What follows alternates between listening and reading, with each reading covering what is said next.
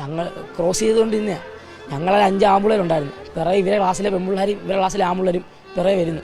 പിന്നെ ഞങ്ങൾ 5 പേരും ഇറങ്ങി പോയിട്ട് ഇവർ പെൺപിള്ളേരും ആമ്പുള്ളേർ അവിടെ നിൽക്കുമായിരുന്നു. ഹ്യൂമാനിറ്റീസ് പഠിക്കുക, +1 പഠിക്കുന്നത്. അപ്പോൾ ഞങ്ങളിങ്ങ് കയറി. പക്ഷേ ഞാൻ പ്രതീക്ഷിച്ചത് ഞങ്ങളെ കൂട്ടത്തിലുള്ള ആരെങ്കിലും ട്രെയിൻ കൊണ്ടുപോകുന്ന കാര്യം. അങ്ങെത്തിയ ട്രെയിനായിരുന്നു. അപ്പോഴത്തേക്കാണ് ഞങ്ങൾ ഓടി വരുന്നത്.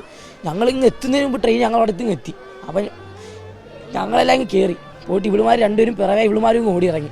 അപ്പോൾ അപ്പുറത്തെ പാളത്തിൽ ട്രെയിൻ നിർത്തിയിട്ടേക്കുക. ഇപ്പുറത്തെ പാളത്തിൽ ട്രെയിൻ വന്നുകൊണ്ടിരിക്കുന്നു. അപ്പോൾ അവളുമാർക്കാണെങ്കിൽ അപ്പുറത്ത് ഇറങ്ങാതെ മറ്റുള്ള ചേട്ടാ അപ്പുറത്തും ട്രെയിൻ ഇപ്പുറത്തും ചേട്ടൻ ഞങ്ങൾ എന്താ ചെയ്യും, അങ്ങനെ ആരും ചോദിച്ചത്. അപ്പോൾ ഞാൻ പറഞ്ഞു എന്നാൽ ഓടി വാ. അപ്പോൾ എല്ലാവരും പറഞ്ഞ് കൊച്ചെ അങ്ങോട്ടും ഇങ്ങോട്ട് പോകും.